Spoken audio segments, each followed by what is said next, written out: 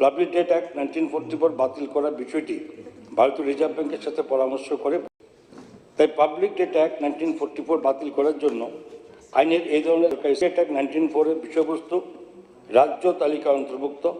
তাই সংবিধানের অনুচ্ছেদ 252 এর বিধান অনুযায়ী সরকারি সিকিউরিটি অ্যাক্ট 2006 এর প্রয়োজনীয় সংশোধন করা প্রয়োজন। ভারত সরকার রাজ্য সরকার সংবিধানের এই 252(1) অনুচ্ছেদের অধীনে প্রয়োজনীয় রেজুলেশন পাস করার জন্য বিবেচনার জন্য রাজ্য আইনসেবা স্থানে বিষয়টি রাখার জন্য অনুরোধ করেছে। তদনুসারে ভারতের সংবিধান অনুচ্ছেদ 252 এর 1 নং ধারা অনুসারে এই বিধানসভাকে এই পাবলিক ডেট অ্যাক্ট 1944 বাতিল করার এবং সরকারি সিকিউরিটি অ্যাক্ট 2006 সংশোধন করার জন্য সংসদকে ক্ষমতা হচ্ছে। এইটা হচ্ছে।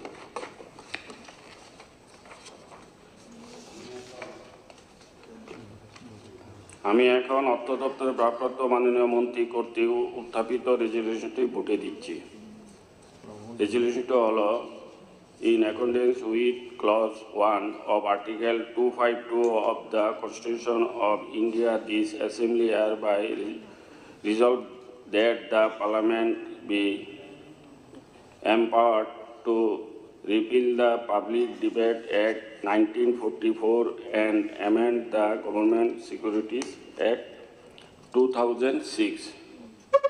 যারা এই প্রস্তাবের পক্ষে আছেন তারা হা বলবেন, যারা এই প্রস্তাবের বিপক্ষে আছেন তারা না বলবেন।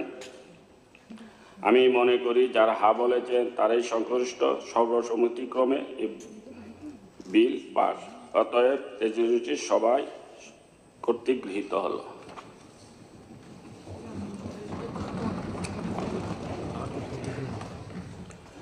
মাননীয় সদস্যগণ, সবার পরবর্তী কর্মসূচি হল, গত 5 জানুয়ারি 2024 তারিখে মাননীয় রাজ্যপাল মহোদয় এই সভায় যে ভাষণ প্রদান করেছেন তার উপর আনীত ধন্যবাদসূচক প্রস্তাবের উপর আলোচনা। আমি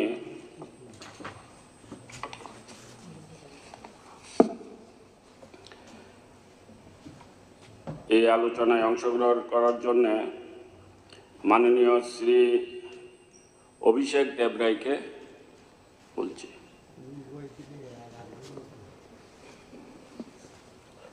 মাননীয় উপাধ্যক্ষ মহোদয়,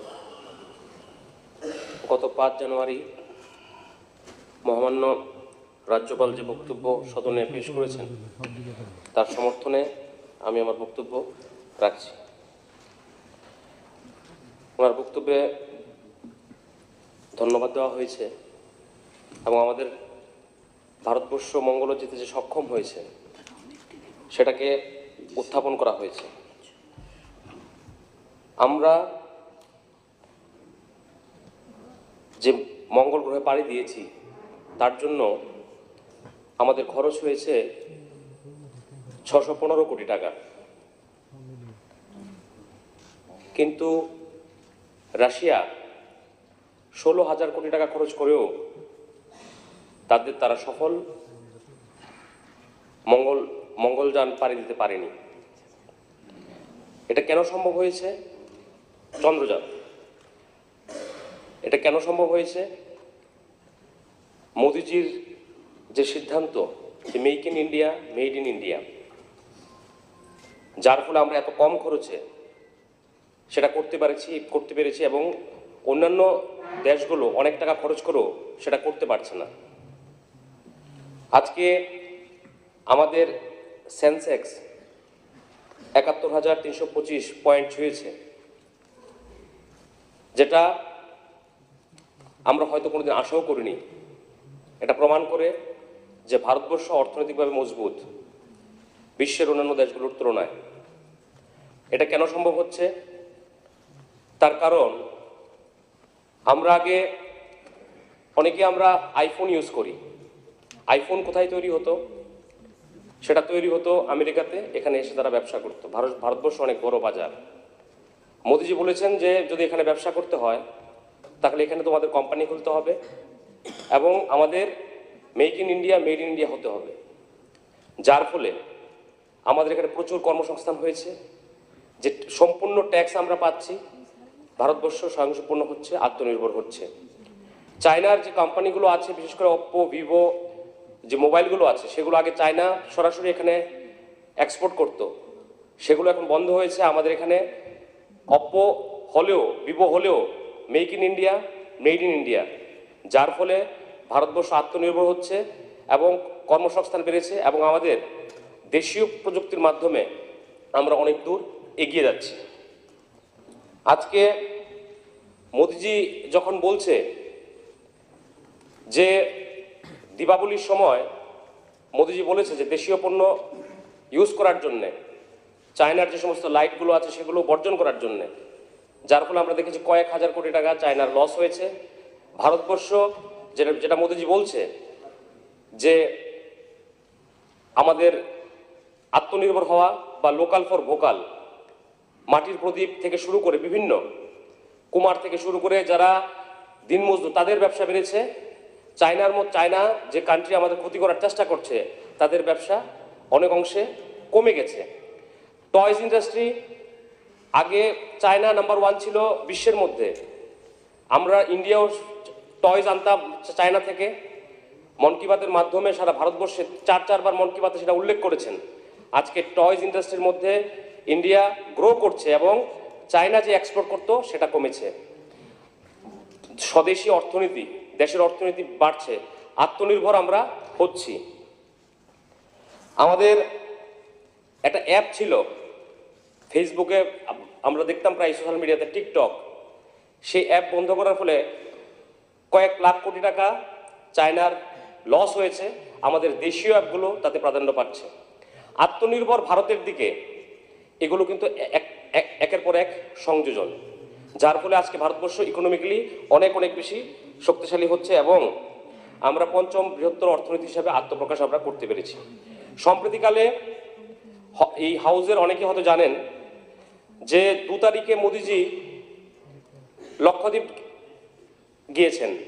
সেখানে প্রায় 11,156 কোটি টাকার ইনফ্রাস্ট্রাকচারাল ডেভেলপমেন্টের জন্য উনি ভিত্তিপ্রস্তর স্থাপন করেছেন, যেটাতে লক্ষদ্বীপের ইনফ্রাস্ট্রাকচার অনেক বেশি শক্তিশালী হবে। সেখানে গিয়ে উনি লাক্ষাদ্বীপকে প্রমোট করার চেষ্টা করেছেন ট্যুরিজমের দিক দিয়ে।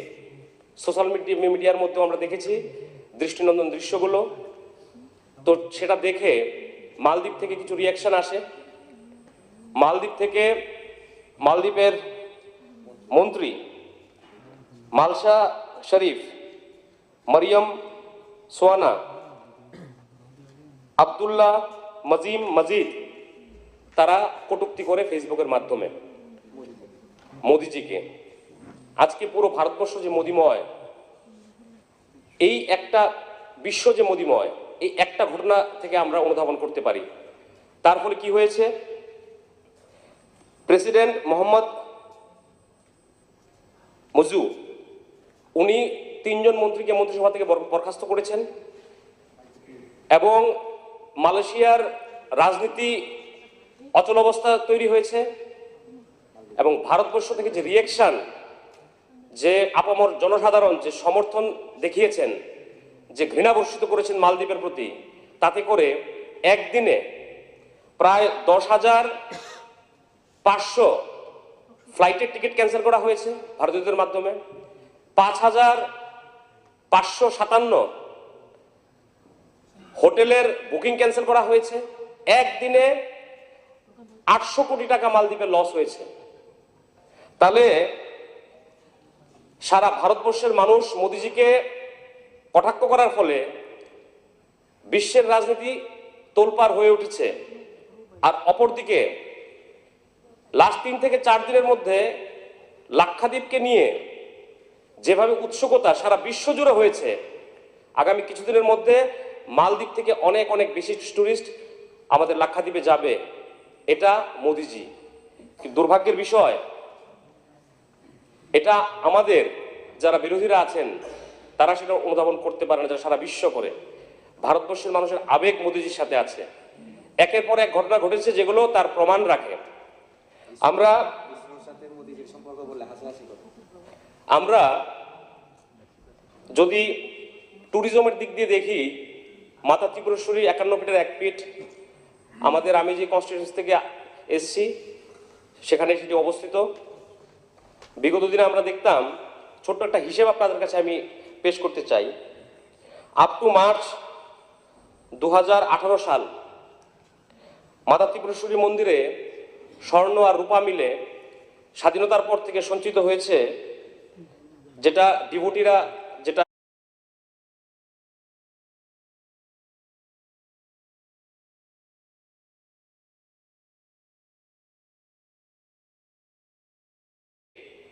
সোনা রূপা মিলে মাকে যারা দান করেছেন তার পরিমাণ 15.746 গ্রাম। তাহলে তার মধ্যে করোনা ছিল, করোনার জন্য 2 বছর 2.5 বছর বন্ধ ছিল, কোনো হিসেব নেই, মাকে পর্যন্ত ছাড়েনি। ধর্ম নাও মানতে পারেন, ধর্ম নাও মানতে পারেন, কিন্তু আজকে তিরুপতি ট্রাস্টের নামে যদি তিরুপতি কলেজ থাকে, স্কুল থাকে, ওয়ার্ল্ডের সেকেন্ড লার্জেস্ট রিচেস্ট টেম্পল, ইন্ডিয়াতে এক number richest temple, Andhra bank Tirupati টাকা যে ডিভোটিরা যে টাকা প্রদান করেন সেই টাকা আন্ধ্রা ব্যাংক চলে। কোভিডের সময় অন্ধ্রপ্রদেশ গভর্নমেন্টকেও টাকা দিয়েছে আন্ধ্রা ব্যাংক। তাহলে মাতা ত্রিপুরেশ্বরীকে নিয়ে 18 সালের আগ পর্যন্ত ধর্ম মানি না বলে পুরো এলাকাকে, পুরো মাতা ত্রিপুরেশ্বরীর মন্দির থেকে শুরু করে আমাদের পুরো জেলাকে পিছিয়ে রাখা হয়েছে। সিলিন্ডার আগে লাগতো 18 সালের আগে 115টা, এখন লাগে 16টা। আমি যেটা বলছি হাউসে বলছি, আপনারা কি খোঁজ খবর করতে পারেন।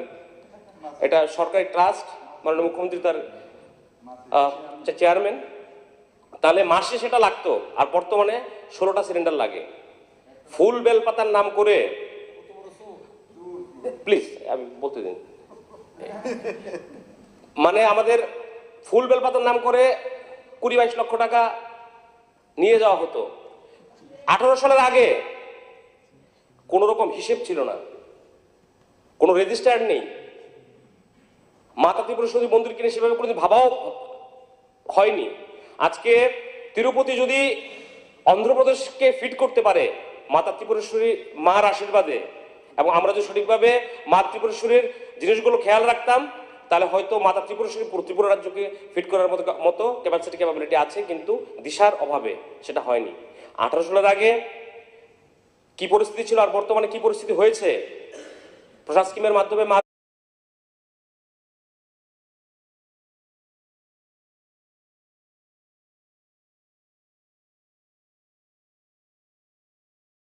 না সেটেলমেন্টের রেকর্ড কেটে সেগুলো কিভাবে করা হয়েছে, আমরা সেগুলো চেষ্টা করছি সেগুলো পুরনো কিভাবে সেগুলো উদ্ধার করা যায়, কারণ মাঠ চত্বরে তো অন্য কোনো জায়গায় থাকতে পারে না। এরকম ভাবে দেবত্ব সম্পত্তিকে বিভিন্নভাবে দখল করা হয়েছে। এবং মা ত্রিপুরেশ্বরীর আপনারা জানলে অবাক হবেন, মিউনিসিপ্যালিটির গার্বেজ, এটা আমরা আস্থার জায়গা, মার ফুল বেলপাতাগুলো মিউনিসিপ্যালিটি গার্বেজের সাথে 18 সালের আগে যেত।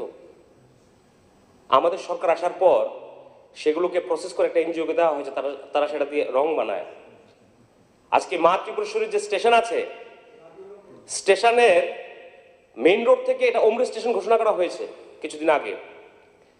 মূল যে রাস্তা 18 সালের আগে, কিছুদিন আগে আমরা যখন রেলওয়ে দপ্তরের সাথে ডিএম সমেত আমরা বসে বলি এই রাস্তা এত সরু কেন, মেইন রাস্তা তো অনেক বড় হবে, ওমরে স্টেশন হয়েছে, অনেক চওড়া রাস্তা হওয়া উচিত, একটা রাস্তা একটা গাড়ি গেলে আরেকটা গাড়ি যেতে পারে না।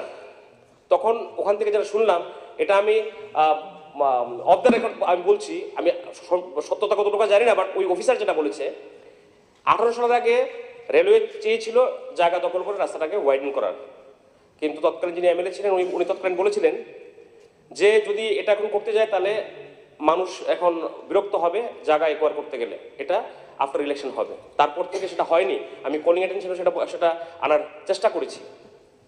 আজকে আমাদের উদয়পুরের উপর দিয়ে যেতে হয়, মাতা ত্রিপুরেশ্বরী মন্দিরে গেলে যখনই আমাদের অনেক সিনিয়র আমার পিতৃতুল্য মাননীয় জিতেনবাবু উনি বলেছেন যে যখনই কেউ ত্রিপুরা রাজ্যে আসে, কিন্তু এই জায়গার ডেভেলপমেন্টের জন্য কি কোনো কিছু করার ছিল না? কিছু হয়নি আমি বলবো না। রাজস্বী হল হয়েছিল তৎকালীন ল্যাব গভর্নমেন্টের সময়, নজরুল গ্রন্থাগার হয়েছে, তার বাইরে উদয়পুরে কি হয়েছে? এত প্রাচীন শহর, পুরনো শহর। আজকে ট্যুরিজম দপ্তরের মাধ্যমে জগন্নাথ দিঘিকে যেভাবে সাজানো হয়েছে, আমি অনেক সময় রাতের বেলা যখন 10টা-11টা বাজে আমি ঘুরে এই শহরের উপর দিয়ে বাড়ি যাই, যখন যাই লাইটগুলো যখন জ্বলে, পূর্ণরূপ এখনো পাইনি, খুব সুন্দর দেখায় রাতের বেলা। আর শীতের রাতে যখন কুয়াশা পড়ে এই লাইটগুলো জ্বলে খুব সুন্দর দেখায়। এই প্রভিশনটা তো আগেও করা যেতে পারতো, করা হয়নি। মহাদেব দিঘির জন্য অলরেডি 2,26,00,000 টাকা টেন্ডার করা হয়েছে এবং সেটাকেও সেভাবে রূপ দেওয়া হবে। আমাদের মন্দির সরোবর নগরী উদয়পুর, মাতা ত্রিপুরেশ্বরী মন্দিরে যদি আমরা আসি, আমাদের পুরো একদিন যদি স্পেন্ড করতে হয়, তাহলে সাবস্টিটিউট আমাদের আরো ট্যুরিজমের দিকে আমাদের নজর দেওয়া উচিত, এবং সেটা কিন্তু বর্তমান সরকার দিচ্ছে। বিগত দিনে সেরকম কোনো পরিকল্পনা ছিল না। আজকে আমাদের ধনীসাগর আছে, তাকে নিয়েও পরিকল্পনা আছে। অমর সাগরকে নিয়ে অলরেডি চলছে, ডোনার মন্ত্রকের কাছে চিঠি পাঠানো হয়েছে। যদি টাকা স্যাংশন হয় তো সেখানেও সেটা হবে। চন্দ্রসাগর, যেটা মাতারবাড়িতে অবস্থিত, চন্দ্রসাগরকে নিয়ে পরিকল্পনা আছে। মাননীয় ট্যুরিজম মিনিস্টারের সাথে আমি কথা বলেছি, মানে অর্থমন্ত্রীর সাথেও আমি কথা বলেছি, প্ল্যান প্রোগ্রামে সেগুলো আছে। আজকে আমরা রূপওয়ে কি জিনিস এ রাজ্যের মানুষ আমরা জানিও না, কিন্তু মাতা ত্রিপুরেশ্বরী আমাদের রেলওয়ে স্টেশন থেকে মাতা ত্রিপুরেশ্বরীর মন্দির পর্যন্ত রূপওয়ে, মহারানী থেকে ছবিমোড়া পর্যন্ত রূপওয়ে, আমাদের ব্যাটলিং মানে জম্পুই থেকে ব্যাটলিং শিপ যাওয়ার জন্য যে দৃষ্টিনন্দন দৃশ্য আছে সেগুলো দেখার জন্য রূপওয়ে, সেগুলো অলরেডি স্যাংশন হয়েছে। তো এগুলো কি ট্যুরিজমের ক্ষেত্রে সহায়ক না? এগুলো কি উন্নয়ন না? এগুলো কি সুশাসনের পর্বে পড়ে না?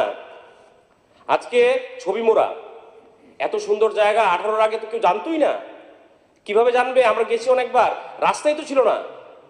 আমাদের সরকার আসার পর কয়েক কোটি টাকা খরচ করে রাস্তা করা হয়েছে, সেখানে 25 কোটি টাকা ওয়াইডেন রাস্তা, দেখলে মন জুড়ে যায়। এবং আমাদের ছবিমোড়া থেকে ওই সাইডটা আমাদের বাগমা বিধানসভার অন্তর্গত, ওখানে একটা রূপওয়ে কিভাবে বানানো যায় সেটার পরিকল্পনা চলছে। আজকে আমাদের ডুম্বুরের কথা আমরা অনেকেই অনেক সময় বলি, ডুম্বুর যাওয়ার জন্য কি রাস্তা ছিল? 52 কোটি টাকা খরচ করে রাস্তা ওয়াইডেন করা হয়েছে, সেখানে লঘাট তৈরি করা হয়েছে। ডুম্বুরে গিয়ে রাত্রি যাপন করা যেতে পারে। আমার কেরালা থেকে কিছু বন্ধু এসেছিল, কিছুদিন আগে আমি সেখানে যাই। ওরা বলে কোলাম টু এলএফপি, অনেকেই জানবেন হয়তো, যারা আমাদের বামপন্থী বন্ধুরা আছে তারা প্রায় সময় কেরল কেরল বলেন। তো এটা এত সুন্দর একটা ব্যাকওয়াটার জার্নি, যেটা বলে বোঝা, যারা যারা ওখানে গেছেন তারা সেটা বুঝবেন। সেটা ডুম্বুরের সাথে তারা সেটা তুলনা করছে। আমাদের নর্থ ইন্ডিয়াতে ছোট ছোট লেকগুলোকে যেভাবে প্রমোট করা হয়, যেভাবে বলা হয়, আমরা যখন যাই সেখানে নৈনিতালেও আছে, উত্তরাখণ্ডে আছে ছোট ছোট লেক, সেগুলোকে শুধুমাত্র লাইট ফাইট দিয়ে কিছু সাজিয়ে তারা বলে কত সুন্দর, কত টুরিস্ট সেখানে যায়। আর ডুম্বুরের মতো জায়গা, এটাকে আমরা এক্সপ্লোরই করতে পারলাম না এত বছর হলো। এর জন্য কে দায়ী? সেখানে কি রাত্রি যেমন একটা সময় তো উগ্রপন্থার জন্য সেখানে যাওয়াই যেত না। উগ্রপন্থা কেন হয়েছে, কারা তার জন্য ছিল, আমি সেদিকে যাব না। এটা কি সুশাসনের পর্যায়ে পড়ে না? যে ডুম্বুরের মতো প্রত্যন্ত অঞ্চলে রাত্রি যাপন করছে মানুষ, লঘাট তৈরি হয়েছে, আরো প্ল্যান প্রোগ্রাম চলছে, আরো 7টা দ্বীপকে কিভাবে অ্যাডপ্ট করা যায়, করে সেখানে কিভাবে ট্যুরিজমকে আরো এগিয়ে নিয়ে যাওয়া যায়, সেখানে বোট নামানো হয়েছে। এবং আগামী দিন যে ভ্রাম্যমাণ বোট সেখানে নামানোর পরিকল্পনা চলছে রাজ্য সরকার ট্যুরিজম দপ্তর থেকে। তাহলে এই যে দিকগুলো, এগুলো কি সুশাসন বা এগুলো কি উন্নয়নের পক্ষে পড়ে না? আজকে আমরা যদি নির্মলের কথা বলি, আমি মাত্র বলা শুরু করলাম, একটু সময় দিন, আমরা তো নতুন। আমাদের নির্মহল গত 2 থেকে 3 দিন আগে, যদি আপনি আপনার আমাদের দৈনিক সংবাদ রবিবারে দৈনিক সংবাদ দেখলে আপনারা দেখতে পাবেন 4,000-এর উপর একদিনে টুরিস্ট গেছে সেখানে, 2,01,000 টাকা বোটের ভাড়া এসছে। তো আমরা পর্যটকরা যারা যাচ্ছে, আমরা কি চাই? আমাদের রাজ্যের রেভিনিউ বাড়ুক। পর্যটন স্থানগুলোতে যখন মানুষ যাবে, রেভিনিউ আসবে, সেটাকে আমরা কি বলবো? তাহলে যদি আজকে সেখানে যাতায়াতে অসুবিধা হতো, ল অ্যান্ড অর্ডার সিচুয়েশন খারাপ হতো, সেখানে যদি অন্য কোনো সমস্যা থাকতো, তাহলে এত লোক যেত না। তাহলে এগুলো কি সুশাসনের পর্যায়ে পড়ে না? তাহলে এগুলো কিসের পর্যায়ে পড়ে সেগুলো তো জানতে হবে। 59 থেকে শুরু করে সারা রাজ্যের ট্যুরিজমকে এক নতুন দিশা দেখানোর চেষ্টা আমাদের সরকার করছে। সর্বোপরি রাজ্যের ট্যুরিজমের জন্য স্বনামধন্য ক্রিকেটার প্রাক্তন অধিনায়ক সৌরভ গঙ্গোপাধ্যায়কে ব্র্যান্ড অ্যাম্বাসেডর করা হয়েছে রাজ্য সরকারের তরফ থেকে। আমি ধন্যবাদ জানাব রাজ্যের মাননীয় মুখ্যমন্ত্রী এবং ট্যুরিজম মিনিস্টারকে। এই ধরনের উদ্যোগ কি বিগত দিনে নেওয়া যেত না? এগুলো কি উন্নয়নের পক্ষে আমাদের পজিটিভ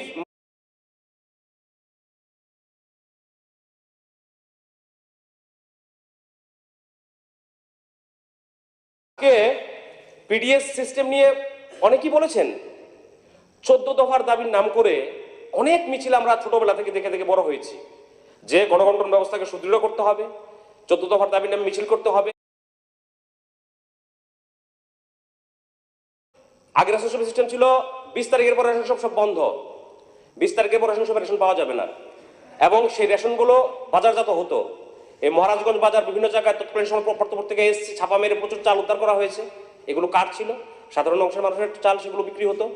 আমরা যদি দেখি আমাদের জনজাতি অঞ্চলগুলোতে রেশন কার্ড বন্ধক রেখে ম্যাক্সিমাম জায়গায় আমাদের সরকার আসার পর 468 রেশন কার্ড আমরা উদ্ধার করেছি কিল্লা থেকে। মাননীয় বিধায়ক এখানে আছেন, ডিএম সাহেবকে দিয়ে কিল্লাতে।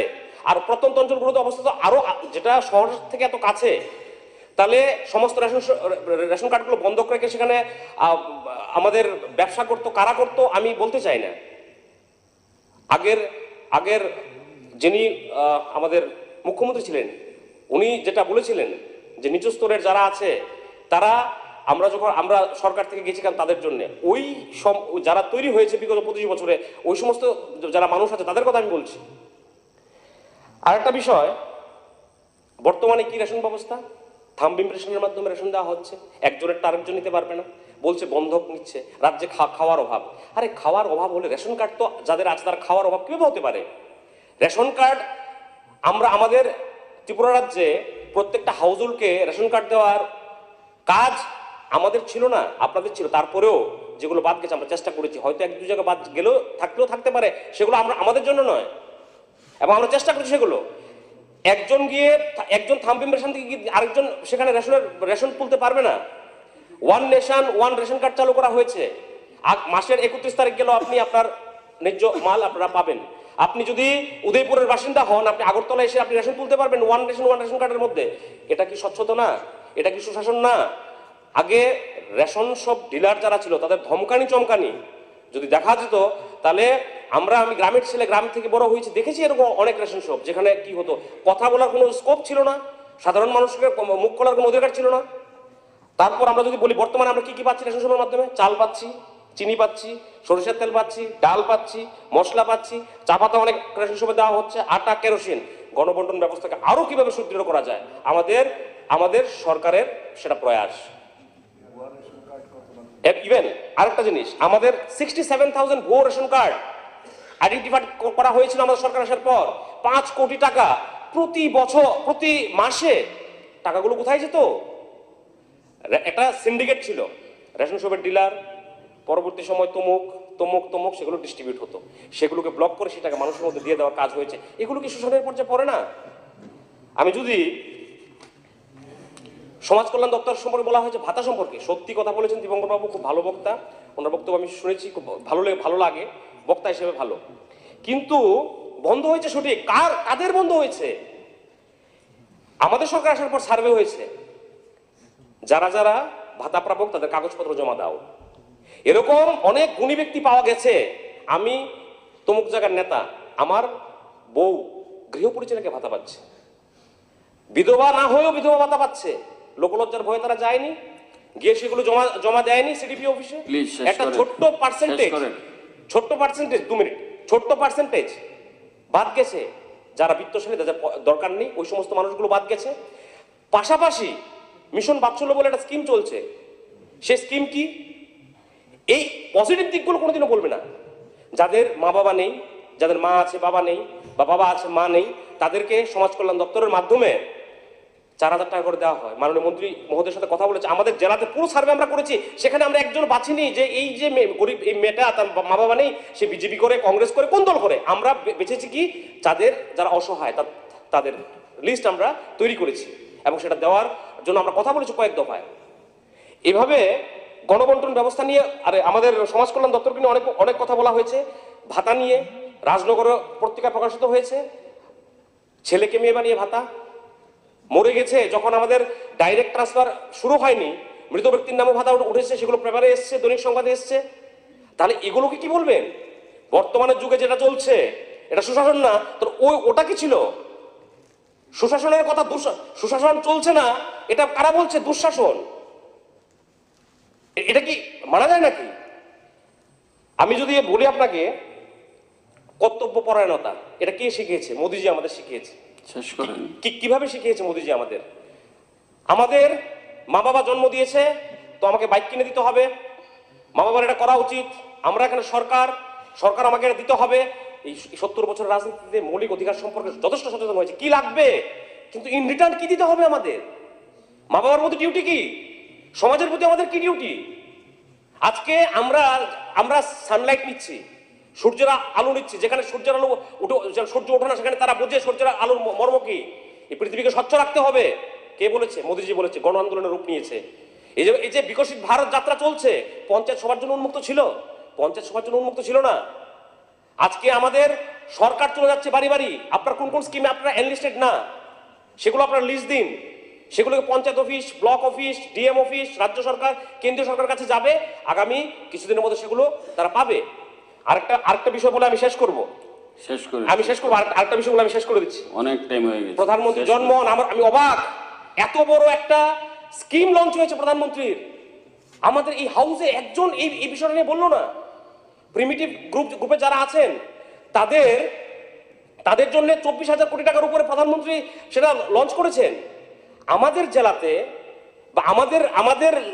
টোটাল 34টা রাস্তা হবে, মাতাবাড়িতে প্রায় 28 কিলোমিটার রাস্তা হবে, সেগুলো সার্ভের কাজ শেষ। তাতে কি হবে? আমাদের প্রধানমন্ত্রী জন্মনে মাল্টিপারপাস সেন্টার হবে জনজাতি অঞ্চলগুলোতে। সেখানে কোথায় কোথায় হবে? যতনবাড়ির টিয়ারে 14টা হবে, হাঁচুপাড়া মানে মাতার বাড়িতে সেখানে 12টা হবে, অমরপুর টিয়ারে 12টা হবে, এবং সাউথে হবে 17টা। সাউথ গোমতী মিলে 62টা মাল্টিপারপাস সেন্টার হবে। সেখানে কি হবে? সেই সেন্টারগুলোতে সাব সেন্টার থাকবে, যেখানে এএনএম এর মাধ্যমে ভালো স্বাস্থ্য পরিষেবা কিভাবে দেওয়া যায় সেটা। সেখানে মাল্টিপারপাস ট্রেনিং হল থাকবে। সেখানে আমাদের রিয়াং জনগোষ্ঠী যারা উৎপাদিত যে ফসলগুলো আছে বা যে সমস্ত জিনিসগুলো আছে সেগুলো বিক্রি করার জন্য স্টল থাকবে। মোবাইল টাওয়ার দেওয়া হবে, যেখানে মোবাইল টাওয়ার নেই সেটা তো শুধু রিয়াং জনজাতিরা পাবে না। যেরকম হাঁচুপাড়াতে যদি আমরা রাস্তা তৈরি করি, যে 10 কিলোমিটার রাস্তা হয়, সেখানে যেতে গেলে, রিয়াং বস্তিতে যেতে গেলে সামনে কারা আছে? সামনে আমাদের দেববর্মা গোষ্ঠী আছে, আমাদের জমাতিয়া গোষ্ঠী আছে, বাঙালিরা আছে। আলটিমেটলি টোটাল 1300 কোটি টাকা জনজাতি অঞ্চলে খরচ হবে ইনফ্রাস্ট্রাকচার ডেভেলপমেন্ট, মোবাইল ভ্যান থেকে শুরু করে সার্বিকভাবে 11টা পয়েন্টের উপর। জনপ্রতিনিধিদের কাজ এগুলো করা। আমাদের মাতারবাড়ি বিধানসভা একটাও অ্যানিস্টেড ছিল না।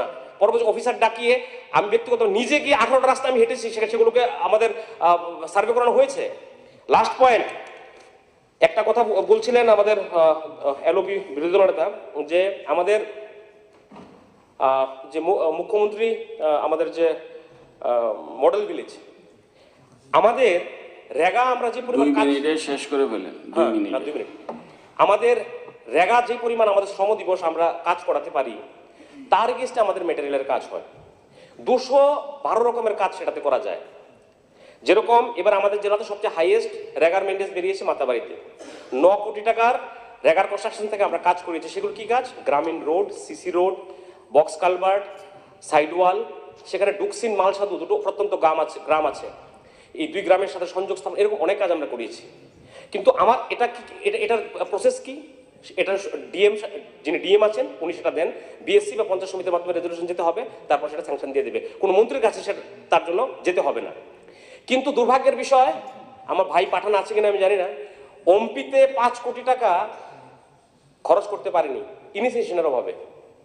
এই টাকাটা যদি নিয়ে আমি যদি আমার বিধায়ক তহবিল ফান্ড থেকে আমি 5 লক্ষ দেবো, রেগা থেকে 10 লক্ষ দেবো, মুখ্যমন্ত্রী যে মডেল ভিলেজের থেকে 12 লক্ষ টাকা আসছে, একটা প্যাকেজ তৈরি হবে 40-45 লক্ষ টাকা, প্রতি বছর সেটা খরচ করবো, অটোমেটিকলি সেটা ডেভেলপমেন্ট হবে। যেটা আমাদের হাতে আছে সেটা তো আমাদের করতে হবে, জনপ্রতিনিধির কাজ তো এটা। আমরা এই সমস্ত যে কাজগুলো আমাদের আছে, ট্রাইবেল আমাদের একটা গেস্ট হাউস আছে চন্দ্রপুরে, আমাদের একটা ট্রাইবেল হোস্টেল আছে। 19 তারিখে সেখানে আমি ভিজিট করে দেখি সেখানে তাদের থাকার যে ম্যাট্রেস নেই, কম্বল নেই, সেখান থেকে ডিএমও ছিলেন, এডিএমকে আমি বলি যে আপনি একটা চিঠি লিখুন ট্রাইবাল ওয়েলফেয়ার দপ্তরকে, আর একটা কপি আমাকে দিন। আর গতকালকে সেই জিনিসপত্রগুলো পৌঁছে গেছে, মাননীয় মন্ত্রী মহোদয়কেও আমি বলিনি। সিস্টেম আছে, সিস্টেমে গেলেই হয়, রাজ্য সরকার দেওয়ার জন্য বসে আছে। তো এই জিনিসগুলো আমাদের দেখতে হবে।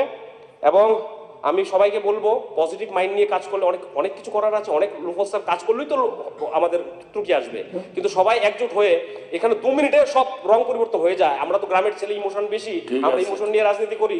তো ধর্ম মানে কি? ধর্ম মানে ইমোশন, ইমোশন মানে কি? পাপ পুণ্য আমাদের আছে, তো আমরা চিন্তা করি করাপশন করতে গেলে একবার, আর এটা কি হবে, এটা তো আমরা ধর্ম মানি না। যারা মানে না তারা মানে না, ইমোশন তাদের মধ্যে নেই। তারা যখন যেটা করার তখন সেটা করো রাজনীতির স্বার্থে। আমরা ভারতীয় জনতা পার্টি সেবার মধ্যে, আমরা সেবাহী সংগঠন, সেবার মাধ্যমে সংগঠন আমাদের দল শিখিয়েছে, আমাদের নরেন্দ্র মোদী শিখিয়েছে, সে উদ্দেশ্যে আমরা হাঁটতে চাই। আমি আমার বক্তব্য দীর্ঘায়িত করবো না, আমি সম্পূর্ণ সমর্থন জানিয়ে আমার বক্তব্য এখানে রাখছি। নমস্কার, ধন্যবাদ।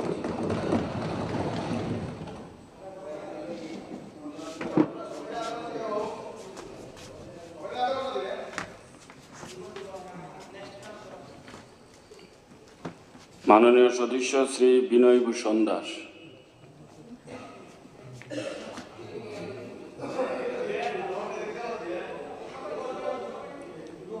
মাননীয় উপাধ্যক্ষ মহোদয়, শর্টকাটে 10 মিনিটের মধ্যে চেষ্টা করেন, এটা আমার রিকোয়েস্ট। ঠিক আছে। গত 5 তারিখে মহামহিম ত্রিপুরা রাজ্যপাল যে বক্তব্য রেখেছেন তাকে পূর্ণ সমর্থন জানিয়ে আমার বক্তব্য পেশ করছি। মাননীয় রাজ্যপাল যে বক্তব্য রেখেছেন তা অত্যন্ত বাস্তবমুখী এবং যা বলেছেন সব সত্য। এবং আমি যা দেখছি এখানে যারা আমরা সদস্যরা রয়েছি, আলটিমেটলি আমরা এটা সাপোর্ট করে ফেলেছি। কারণ যারা অ্যামেন্ডমেন্ট এনেছেন এখানে ডিলিশনের কোনো কথা নাই, শুধু এডিং বলছেন, এই হলো না কেন, ওইটা হলো না কেন, ওইটা হলো না কেন। এই যে অ্যামেন্ডমেন্ট, এই অ্যামেন্ডমেন্ট আনার কারণেই আমি এই কথা বলতে চাচ্ছি যে সবাই মিলে আমরা সেটাকে সমর্থন করে ফেলেছি। এবং আমি বলবো সবাই ইনডাইরেক্টলি না করে ডাইরেক্টলি সমর্থন করুন। 1 থেকে 92 যে কলামগুলি আছে এখানে, আমরা 90 নম্বরে যদি যাই, 90, উনি কি বলছেন?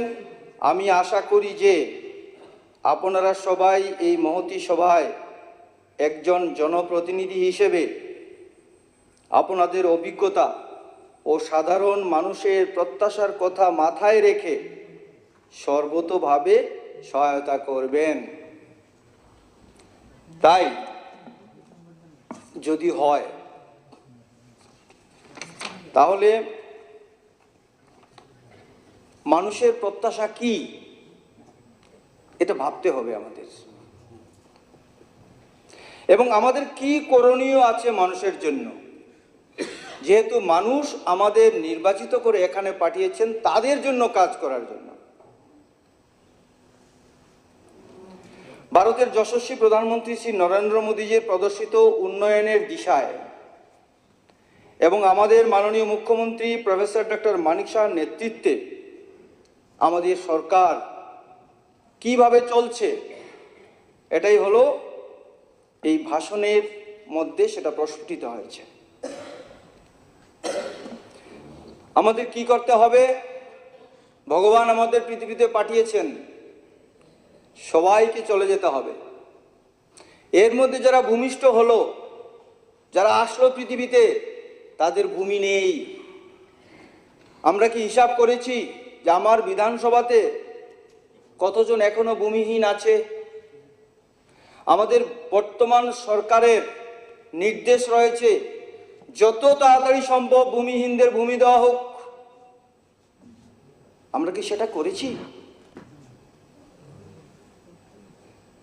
এখন যদি বলি যে এখনো ভূমিহীন রয়ে গেছে, তাহলে বলবো যে আমরা কাজ করছি না, বা সেই মতো কাজ দ্রুত গতিতে ট্রান্সপারেন্টলি করতে পারছি না।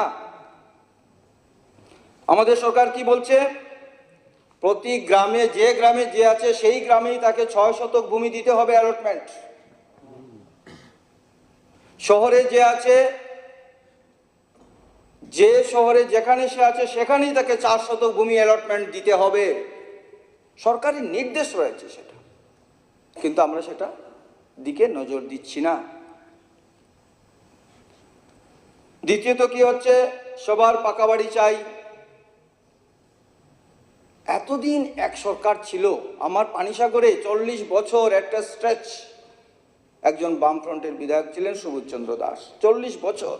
এরপরেও এত ঘর লাগছে কেন? কেন ঘর দেওয়া হয়নি এতদিন? অর্থাৎ কাজ করতে পারেনি বিগত সরকার, সঠিকভাবে মানুষের কাছে মানুষের পরিষেবা দিতে পারে নাই। এর জন্যই প্রধানমন্ত্রী আবাস যোজনা এখন সবার বাড়িতে একটা পাকা ঘর হবে এবং হচ্ছে, দ্রুত গতিতে চলছে সেটা। পাকা টয়লেট চাই। দেখা গেছে এমন রিপোর্ট, আমার মডেল ভিলেজ রোয়াতে যখন আমি গেলাম বিডিও সাহেবকে নিয়ে, এসডিএম সাহেবকে নিয়ে যখন গেলাম, দেখলাম কাগজ মিলিয়ে দেখা যায় 50% টয়লেট নেই, কাগজে এসে গেছে, সব এরা পেয়ে গেছে, নেই।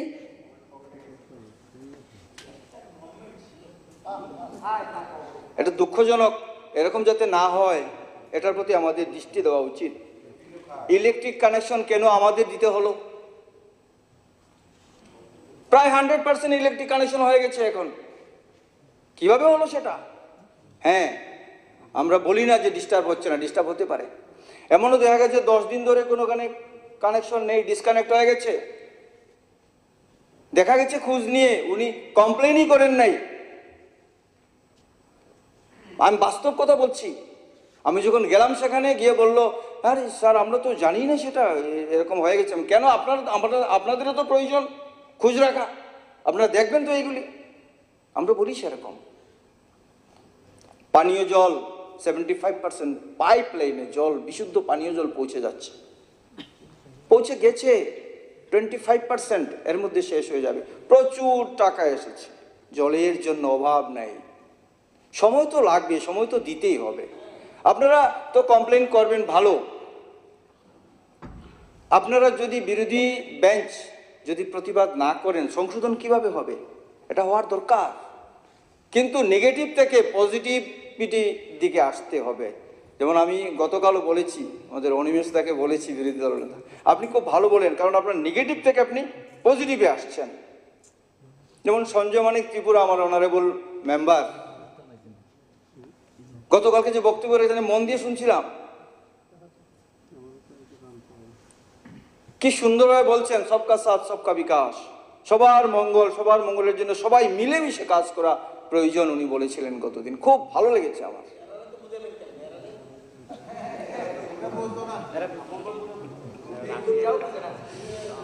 দেখুন আমরা কোন দিশায় কাজ করছি। গরিবদের অসহায় সন্তানের জন্য 4000 টাকা পার মান্থ। ফ্যামিলি মেম্বার হঠাৎ করে একমাত্র উপার্জনশীল ব্যক্তি মারা গেছেন, ওনার সন্তানাদি আছে, কিভাবে চলবে, কিভাবে পড়াশোনা করবে? শিশুদের জন্য সিডিপি অফিসে ফর্ম আছে, যদি আপনাদের চোখে পড়ে এই সমস্ত কেসগুলি নিয়ে যাবেন, ফর্ম ফিল আপ করে দেবেন। 4000 টাকা প্রতি মাসে সেই ফ্যামিলির জন্য দেওয়া হবে। একদম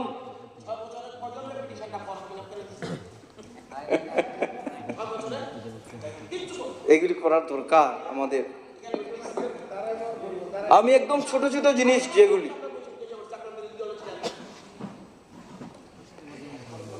ই শ্রম কার্ড শ্রমিকদের জন্য মোদিজি ভাবেন, ই শ্রম কার্ডের ব্যবস্থা করে দিয়েছেন।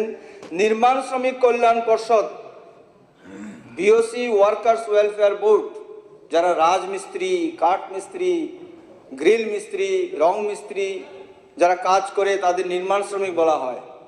এই বিওসি ওয়ার্কার্স ওয়েলফেয়ার বোর্ডে আমি দীর্ঘদিন চেয়ারম্যান ছিলাম। আমরা কি করেছি জানেন? নির্মাণ শ্রমিকের রেজিস্ট্রেশনের কাজ এখনো কিন্তু চলছে। আমার অনুরোধ থাকবে, কেউ যাতে একজন নির্মাণ শ্রমিককেও না ছাড়েন যে তার রেজিস্ট্রেশন হয়নি। স্টুডেন্টদের ছেলেমেয়ের পড়াশোনার জন্য ক্লাস 1-এ 1800 টাকা থেকে কলেজ পর্যন্ত 20,000 টাকা পার ইয়ার আমার বোর্ড থেকে দেওয়া হবে। ভাবা যায়? শুধু একটা রেজিস্ট্রেশন প্রয়োজন। তার মেয়ের বিয়ের সময় 50,000 টাকা দেওয়া হচ্ছে। এগুলি জানার দরকার, এগুলি নিয়ে কাজ করার দরকার আমাদের। ওনার ট্রিটমেন্টের জন্য, নির্মাণ শ্রমিকের ট্রিটমেন্টের জন্য আয়ুষ্মান কার্ড 5 লক্ষ টাকা আমাদের বোর্ড থেকে সেটা দিবে, সেটা দিচ্ছে, হেলথ ডিপার্টমেন্ট নয়। আমাদের বোর্ড থেকে 5 লাখ টাকা চিকিৎসার জন্য দিচ্ছে। তারপর উনি যখন রিটায়ারমেন্টে চলে যাবেন, সামাজিক ভাতা সব বিল আমরা পাস করেছি আসার পরে। উনার মারা গেলে পরে ক্রিমেশনের জন্য 10,000 টাকা দেওয়া হবে। উনি মারা যান, একমাত্র উপার্জনশীল ব্যক্তি, তার ফ্যামিলি চলছে না, 2 লক্ষ টাকা দেওয়া হবে।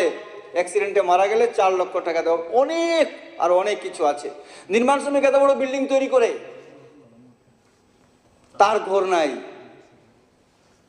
প্রধানমন্ত্রী আবাস যোজনায় যে ঘর দেওয়া হচ্ছে, সংকুলন হচ্ছে না, ফ্যামিলি মেম্বার বেশি, 3.5% ইন্টারেস্টে তাকে লোন দেওয়া হবে। বাকি 6.5% যেটা হাউস বিল্ডিং লোনের আমাদের বোর্ড সেটা বিয়ার করবে। আমাদের অনারেবল মিনিস্টার রয়েছেন। আমরা সব সময় শুধু একদম নিচে যারা একদম গরিব, অন্তোদয় পর্যন্ত আমরা ধ্যান রাখছি, খেয়াল রাখছি। মোদি এটা আমাদের নির্দেশ দিচ্ছেন, যেটা চালাচ্ছেন, সেই দিশাতেই আমরা চলছি। সামাজিক ভাতা, সোশ্যাল পেনশন 700 টাকা দিতেন, তাও ক্যাশ। মাসিমা, আপনার জন্য 700 টাকা ভাতা এসেছে, আমি তো দূর থেকে এসেছি, পেট্রোলের খরচ আছে না, 200 টাকা রেখে দিই। মাসিমা তো খুশি, 500 টাকা পেয়েছেন। তারপর নাতিরা দেখেছে, দেখে বলছে, ঠাম্মা এটা কি, তুমি 500 টাকা কোথায় পেয়েছো, আমাকে দিয়ে দাও। এরকম হতো। এখন ডাইরেক্ট অ্যাকাউন্টে 2,000 টাকা ঢুকে যাচ্ছে, 700 থেকে 2,000 অ্যাকাউন্টে চলে যাচ্ছে, কেউ খবরই পাচ্ছে না। উনি সময় মতো সেটা উইথড্র করে কাজে ব্যবহার করছেন। আরো নতুন দেওয়া হবে, প্রায় 30,000-এর মতো দেওয়া হয়ে গেছে। নির্মাণ শ্রমিকদের জন্য আমরা এর পর্যন্ত গত বছরে 5.5 কোটি টাকা পেমেন্ট করি। ছিল আপনাদের সময় 6,000 টাকা। কৃষক বলতে আপনারা পাগল হয়ে যান। কি করেছেন? 6,000 টাকা বছরে আসছে কৃষি সম্মান নিধি। 21 টাকা 83 পয়সা রেটে পার কিলো ধান ক্রয় করছে সরকার, আমাদের সরকার। কৃষকরা উপকৃত হচ্ছেন। কৃষকদের জন্য অনেক বলার আছে, বললে সময় পাওয়া যাবে না। উপাধ্যক্ষ মহোদয় আমাকে সময় একদম বেঁধে দিয়েছেন। রেশন, বিপিএল রেশন, চাল ফ্রি আরো 5 বছর পর্যন্ত। কোনোদিন ছিল নাকি এটা ভারতবর্ষে? নজির ছিল? তো মোদিকে কালাগাল পারেন আপনারা, মোদি এই করছে ওই করছে, বিদেশে গিয়ে বলেন দেশ শেষ করে দিচ্ছে, সর্বনাশ হয়ে যাচ্ছে। এটা দেখেন না আপনারা। তারপর health department, Ayushman card, 5 lakh টাকা ফ্রি ট্রিটমেন্ট। সিবিএসসি প্যাটার্নে 125টি বিদ্যাজ্যোতি স্কুল ইংলিশ মিডিয়ামে চলছে। আমার এখানে 2টা ছিল, 2টা আছে আমার সিবিএসসি প্যাটার্নে বিদ্যাজ্যোতি প্রকল্পে স্কুল, একটা দামছড়াতে এডিসিতে, একটা প্লেন্সে পানিসাগরে। 40 বছর ধরে এই হায়ার সেকেন্ডারি স্কুলগুলিতে স্টুডেন্টরা পাস করে করে কেউ আগরতলা, কেউ কৈলাসহর, কেউ ধর্মনগর, তারপরে পাওয়া যায় না, এগুলি সিট পাওয়া যায় না। 40 বছর একজন বিধায়ক ছিলেন, কলেজ আর ডিগ্রি কলেজ আর হয় নাই। আমরা আসার পরে সাথে সাথেই আমাদের এডুকেশন মিনিস্টার, প্রাক্তন এডুকেশন মিনিস্টারকে বলার পরে সাথে সাথেই ডিগ্রি কলেজ পানিসাগর হয়ে গেছে, ডিগ্রি কলেজ হয়ে গেছে। নতুন বিল্ডিং এর কাজ শুরু হবে। আসলে পানিসাগরে যা হয়েছে না, আমি নিজেই এর জন্য গর্বিত। পানিসাগরে যা আছে, সেন্ট্রাল স্কুল পানিসাগরে আছে, স্পোর্টস স্কুল আছে, regional college of physical education আছে, সুইমিং পুল আছে, সিনথেটিক ফুটবল ট্রেক আছে, ডায়েট কলেজ এইবার শুরু হবে। ডায়েটটা যেটা আমাদের মুখ্যমন্ত্রী একটু আগে মাননীয় মুখ্যমন্ত্রী বলেছেন সেটা। আর তো সাব ডিভিশনাল হসপিটাল আছে, এসডিএম অফিস নিউ বিল্ডিং হয়েছে, ব্লক 2টি রয়েছে, জুডিশিয়াল কোর্ট হচ্ছে পানিসাগরে। আমাদের সরকার স্টেপ নিয়ে নিয়েছে। এসডিপি অফিস রয়েছে, কৃষি বিজ্ঞান কেন্দ্র রয়েছে, ফিশারি ডিপার্টমেন্টের অফিস রয়েছে, সুপারিনটেন্ডেন্ট ডিস্ট্রিক্ট পোল্ট্রি ফার্ম রয়েছে, ডিডব্লিউসি ওয়াটার রিসোর্সের অফিস রয়েছে, electric cremation centre, electric cremation centre Panisagar, যেটা ধর্মনগরে বোধহয় নেই, সেটা হয়েছে। তারপর জাতীয় সড়ক 10টা ত্রিপুরাতে, 6টা কমপ্লিট হয়ে গেছে, 4টার কাজ শুরু হচ্ছে, 10টা। হীরা মডেলে ত্রিপুরা চলছে। রেল যোগাযোগ, মহারাজা বীর বিক্রম বিমানবন্দর, হাইওয়ে, ইন্টারনেটওয়ে, রোডওয়ে, এয়ারওয়েজ, শেষ করে হীরা দেন, মাননীয় মডেল সদস্য। কমপ্লিট হয়ে গেছে আমাদের। এছাড়া অনেক বলার ছিল, জিএসটি, সিএ 370 দ্বারা বাতিল করে যেভাবে দেশ বড় হচ্ছে, আমাদের যেটা আসছে, এইগুলি ডিমনিটাইজেশনে উগ্রপন্থী সমস্যার সমাধান হয়েছে, আজকে নেই সেটা, ওনাদের সময় ছিল। অনেক কিছু বাদ দিতে হচ্ছে, সময় কম। শেষ করেন। আমাদের সরকার একাত্ম মানববাদে বিশ্বাসী, সর্বধর্ম সমন্বয়ে বিশ্বাসী, সবকা সাথ সবকা বিকাশ, সবকা প্রয়াস। আপনাদের সবার প্রয়াস দরকার, প্রচেষ্টার প্রয়োজন দেশকে আরো উন্নত করার জন্য, ডেভেলপমেন্ট করার জন্য। প্রতি ঘরে সুশাসন, এটাকে নিয়ে অনেকে ব্যঙ্গ করছেন কেন? আপনারা মেলাতে যান, দেখেন কি হয়, কি দেওয়া হচ্ছে। সমস্ত ডিপার্টমেন্ট আপনার ভিলেজে পৌঁছে যাচ্ছে, আপনাকে অফিসে যেতে হচ্ছে না। এমন সময় আসছে, আপনি একটা ফোন করবেন হয়তো অফিসে যে আমার একটা ইনকাম সার্টিফিকেট প্রয়োজন, অফিস আপনার বাড়িতে পৌঁছে যাবে, ওইখানে গিয়ে আপনাকে সার্টিফিকেট ইস্যু করে দেবে। সেই দিন কিন্তু আসছে, এগুলি শুরু হয়ে যাচ্ছে। এটা শুরুয়াত শুধু। প্রতি ঘরে সুশাসন, আপনার ঘরে আপনার কি প্রয়োজন সেটা পৌঁছে যাবে।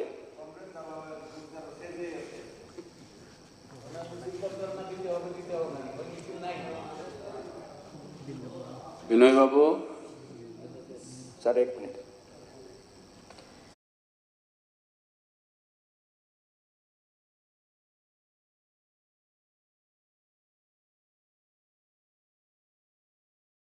গেছে, ফটো আসছে একদম কাছে গিয়ে, কি ভালো লাগছে না শুনতে? দেশ ভারত কোথায় যাচ্ছে, মোদিজি কোথায় নিয়ে গেছেন আমাদের দেশকে, বিদেশে যাওয়ার পর প্রণাম করছে, G20 এর প্রমাণ। আর কি বলার আছে বলুন তো? মাননীয় রাজ্যপাল মহোদয়ের ভাষণকে সমর্থন জানিয়ে তাই আমি বলবো, ভারত এখন জগৎ সভায় শ্রেষ্ঠ আসনে আছে।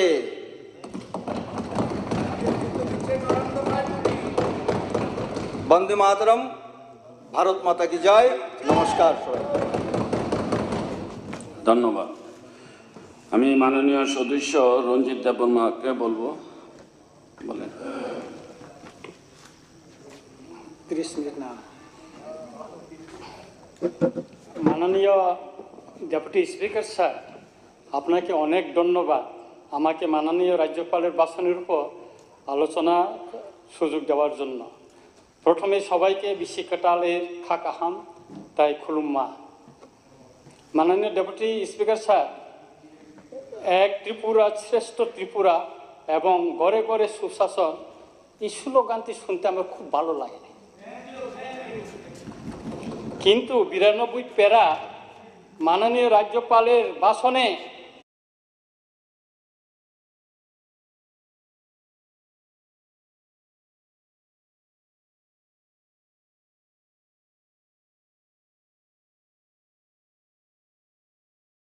দিয়েছেন এবং যে সংশোধনীতে এনেছেন সেটাকে সমর্থন করে আমি বলতে চাই, তার আগে একটি বিশেষ গুরুত্বপূর্ণ বিষয় আমি আলোচনা করব।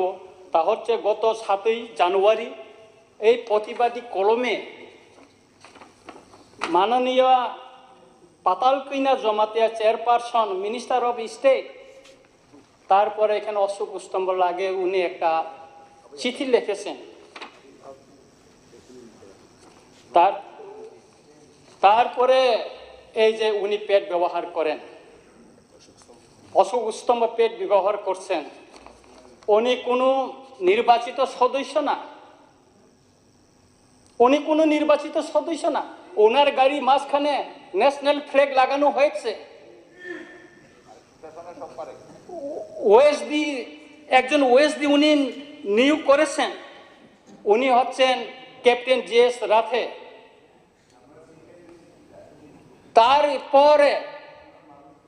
তারপরে আমি আপনাকে বলছি, এটা তো আপনারই শিক্ষক, আপনি তো ওনার অ্যাডভাইজার। তারপর ওনার টিআরপিসিতে মাননীয় ডেপুটি স্পিকার স্যার, ওনার যে টিআরপিসিতে বেতন দিতে পারছে না, সেখানে আন্দোলন চলছে, বেতন দিতে হবে। আর উনি ইংরাজি নববর্ষে সেই পম্পিতে গিয়ে খুব ড্যান্স দিয়েছে, খুব ডিস্কো ড্যান্স দিয়েছে সেখানে। আর ওইদিকে ওনার অফিসে কর্মচারীরা বেতন না পেয়ে আন্দোলন করছে। আমি আপনার মাধ্যমে মাননীয় মুখ্যমন্ত্রীকে জিজ্ঞেস করতে চাই যে একজন টিআরপিসি চেয়ারম্যান এবং যিনি নির্বাচিত বিধানসভার সদস্য না, তিনি অশোক স্তম্ভ লাগিয়ে তিনি পেট করতে পারেন কিনা, বিষয়টা আমি মাননীয় মুখ্যমন্ত্রীর কাছ থেকে জানতে চাই।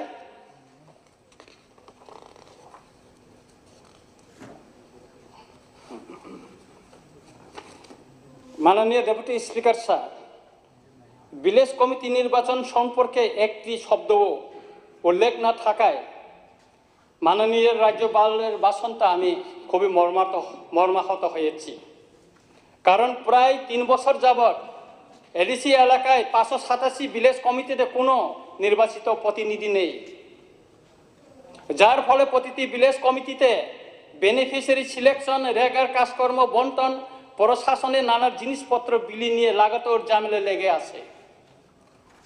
কোথাও কোথাও সংঘর্ষ হচ্ছে, ভিলেজ কমিটি অফিস ক্ষুব্ধ জনগণ তালা দিয়ে আন্দোলন করছে। এমন গুরুত্বপূর্ণ বিষয় মাননীয় রাজ্যপালের ভাষণে কোথাও একটি শব্দ উল্লেখ করলেন না তিনি,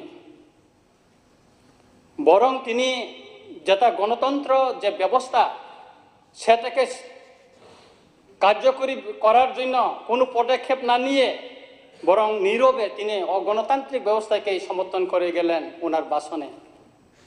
তাই মাননীয় রাজ্যপালের ভাষণকে কোনোভাবেই সমর্থন করতে পারছি না মাননীয় ডেপুটি স্পিকার স্যার।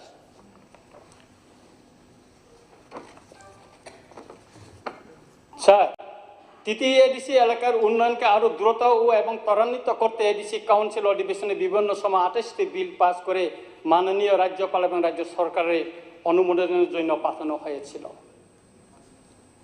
এমন কিছু গুরুত্বপূর্ণ বিল রয়েছে গত 9-10 বছর বেশি হয়ে গেছে সেই বিলগুলি অনুমোদন পায়নি। বিষয়টি মাননীয় রাজ্যপাল তার ভাষণে একটি কথা উল্লেখ করেননি, বরং তিনি কৌশলে এড়িয়ে গেছেন। যদি সবকা সাথ সবকা বিকাশ এবং বিশ্বাস হলে কেন 9-10 বছর বিলগুলি ফেলে রাখা হয়েছে তা এডিসি এলাকার জনগণের প্রশ্ন। আমার আরও অবাক লাগছে যে বর্তমান জোট সরকারের অনেক জনজাতি মন্ত্রী এমএলএরাও এ বিষয়ে আজ পর্যন্ত একটি শব্দও উচ্চারণ করেননি। তাই মাননীয় রাজ্যপালের ভাষণ না বলে একে এডিসি এলাকার উন্নয়ন বিরোধী রাজ্য সরকারের ভাষণ বলেই যুক্তিযুক্ত হবে বলে আমি মনে করি। স্যার, আমি এখানে একটা আপনাকে বলছি, কেননা আমার কাছে একটা আছে, তথ্য আছে। আমাদের ট্রেজারি বেঞ্চে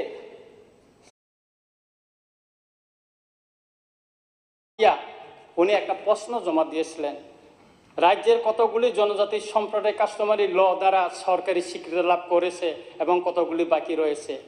উত্তর, রাজ্যে বর্তমান জমাতীয় সম্প্রদায় কাস্টমারি ল আইনি স্বীকৃতি লাভ করেছে এবং এখন পর্যন্ত 16টি সম্প্রদায় কাস্টমারি ল আইনি স্বীকৃতি পাওয়া বাকি রয়েছে, যেমন ত্রিপুরা, রিয়াং, লোসাই, চাকমা, কলই, উচই, রাংখল, চুরাই, গারু, ত্রিপুরি, কাইপেং, মলসম, নোয়াতিয়া, রুপিনি, মগ, মোরাসি। এগুলি বিল স্যার এডিসি অধিবেশনে পাস করে রাজ্য সরকারের কাছে পাঠানো হয়েছিল, এগুলি এখনো অনুমোদন পায়নি। সুতরাং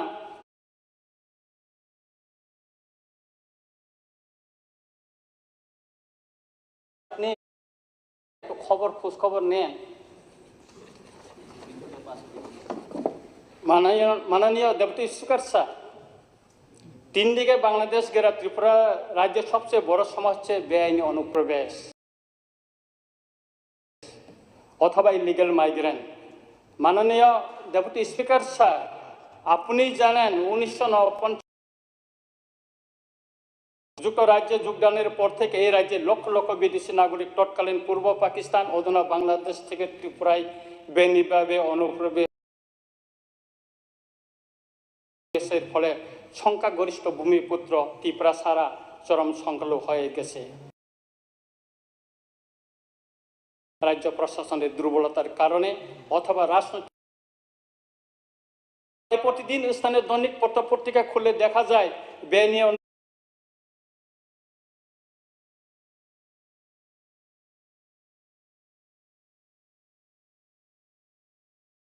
কোনো খবর আমাদের জানা নেই। এই গুরুত্বপূর্ণ বিষয়টিও মাননীয় রাজ্যপালের ভাষণে কোথাও উল্লেখ নেই। মাননীয় ডেপুটি স্পিকার স্যার, অপরদিকে সীমান্তে কাঁটাতারে বেড়া দেওয়ার কাজ এখনো সম্পূর্ণ হয়নি। মোবাইল টাস্ক ফোর্স MTF থাকার পরেও সীমান্ত